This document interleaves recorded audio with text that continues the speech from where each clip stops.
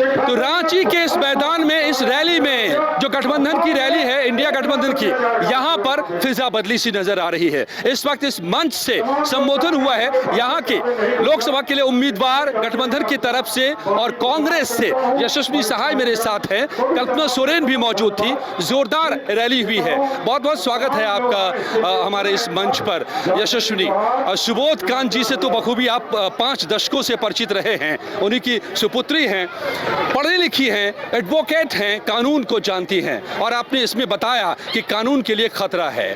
क्या लगता है आपको कि ये मुद्दा लोगों तक पहुंच पा रहा है? लोग इसको समझ रहे हैं ग्रास रूट के झारखंड में और यहाँ पर हर तरह की पॉपुलेशन? जी जी जी बिल्कुल। जब कोई एमपी बोलता है कि हम संविधान बदल देंगे अगर हमारे पास 400 आ जाएंगे, इसका क्या मतलब होता है? इसका मतलब होता है कि कहीं ना कहीं मनमानी जैसी बातें हो रही हैं। तो ये तो बहुत डरावनी सी बात है और झारखंड के जितने भी लोग हैं जिनसे भी बात किए हैं, मेरे कॉन्स्टिट्यूएंसी में रांची के भी, हम जहाँ भी जा रहे हैं, ये बहुत बड़ा मुद्दा है। लोगों के हक और अधिकार की लड़ाई झारखंड लड़ते आया है। जब से शुरुआत भी झारखंड की वैसी ही हुई है, जब वो राज्य बना भी था। तो बिल्कुल अगर संविधान कोई बदलना चाहे, और किस मुद्दों पर बदल रहा है ये भी नहीं बताया, मतलब एब्सोल्यूट पावर के लिए ही बदल रहा है, हम इसी का अनुमान लगा सकते हैं। तो ये किसी के लिए भी डरावनी सी बात है और बिल्कुल लोगों के लिए भी है। अच्छा ये बताइए, चलिए बहुत सारी मुद्दों की बातें तो हो रही है लगातार मीडिया में, आपके लिए ये तजुर्बा, सुबोध जी तो 5 दशक से यहाँ पर रहे हैं और यहाँ से दिल्ली तक इनका जो रुतबा रहा है, और माशाल्लाह आपकी जो कद काठी है मुझसे भी अब हाइट में ज़्यादा हैं। बहुत कम लोगों के साथ में मुझे सीना तान के बात करना होता है। क्या कैसा तजुर्बा है ये, कैसा एक्सपीरियंस हो रहा है आपको पहली बार चुनाव के मैदान में? जी, चुनाव के मैदान में मैं पहली बार आई हूँ और बिल्कुल मुझे बहुत अच्छा लग रहा है।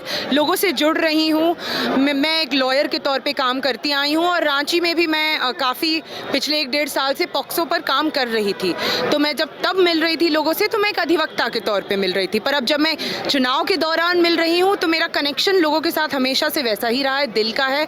लोगों की मदद करने के लिए, मुझे पहले भी, मैंने लॉ की डिग्री इसीलिए ली, तो ये मौका मिलेगा तो मैं जानती हूँ कि मैं ज़्यादा काम कर सकती हूँ। लोगों से जुड़ रही हूँ, बहुत प्यार मिल रहा है, बहुत अच्छा लग रहा है। एक सवाल और आखिरी यहाँ पर इस मंच से अभी, क्योंकि जाना है, काफ़ी व्यस्त आप लोगों का ये था।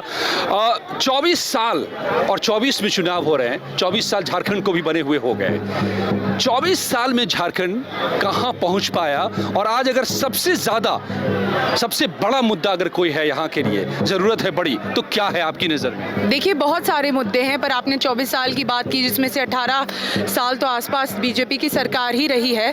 तो आप सोच लीजिए कि जब ये राज्य बना भी था, अगर मैं रांची मेरी कॉन्स्टिट्यूएंसी है तो मैं बता दूं आपको कि रांची का भी जो डेवलपमेंट हुआ है वो कोई ऐसा प्लान डेवलपमेंट हुआ ही नहीं है, कोई रोड मैप बनाया ही नहीं गया है। जब आप एक नया राज्य बनाते हैं तो आप एक रोड मैप भी बनाते।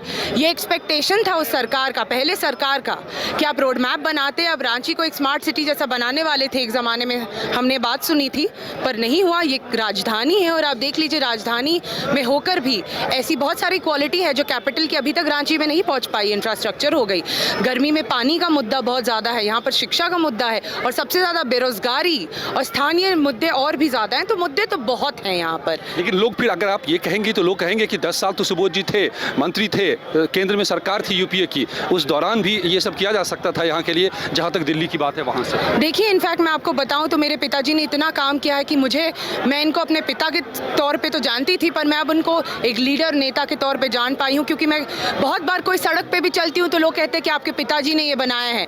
बहुत ऐसे स्थल भी हैं जहाँ मैं जाती हूँ तो कहते हैं कि मैं आपके पिताजी ने बनाए। तो बिल्कुल as a member of parliament ये रहे हैं, तो इन्होंने काम किया है। इन्होंने, अगर मैं आपको बता दूं तो बहुत सारी ऐसी चीज़ें हैं। सीआरपीएफ की अगर यहाँ से भर्ती हो गई तो झारखंड में पहली बार ये मेरे पिताजी की शुरुआत रही है।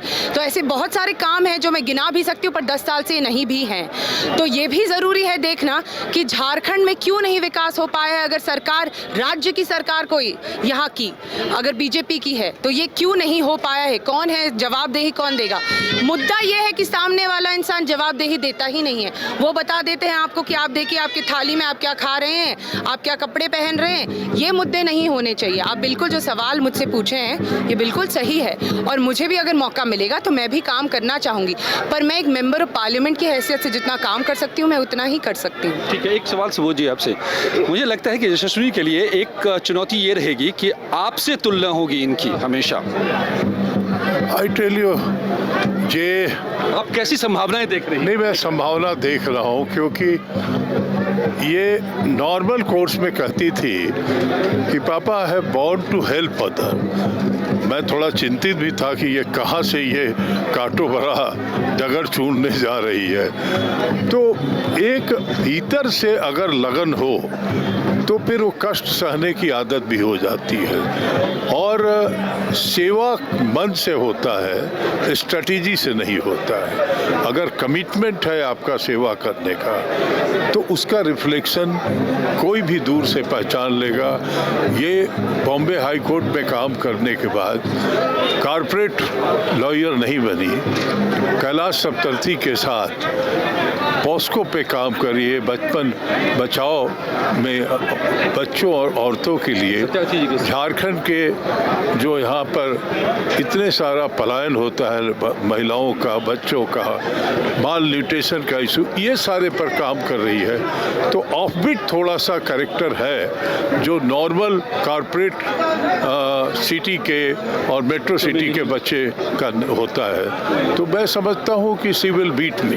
One last question from you. अच्छा, आपको बीट करेंगे, ये बहुत बड़ी बात है और आपके लिए बहुत बड़ा कॉम्प्लीमेंट है। बेशक ये आपके पापा हैं, बट मैं एज अ पॉलिटिशियन में पूछ रहा था, ये दो युवा, आपने रनचंडी का नाम दिया आज कल्पना सोरेन को यहाँ पर संबोधित करते हुए, क्या संभावनाएं उनमें देख रही हैं आप? और ये इस दो युवा युवतियों का साथ आकर के जो यहाँ से आवाज़ उठा रहे हैं। एक तो युवा और उस पे नारी शक्ति, ये दोनों का मेल, नारी शक्ति अगर बांध ठान ले तो अल्टीमेट होता है। वो तो सर्वशक्तिमान जो है वो नारी शक्ति है, और उस पे युवा हो तो ये दोनों का कॉम्बिनेशन बड़ा डेडली है। और आप देख रहे होंगे कि कल्पना सोरेन जी जो पूरी तरह से घर की हाउसवाइफ थी, पूरी तरह से, लेकिन पिछले 2-2.5 महीने में वो सही में रनचंडी की तरह इस पूरी लड़ाई को और झारखंड के अस्तित्व की लड़ाई को लड़ रही है, राष्ट्रीय स्तर पर ये पहचान को पहुंचा दी।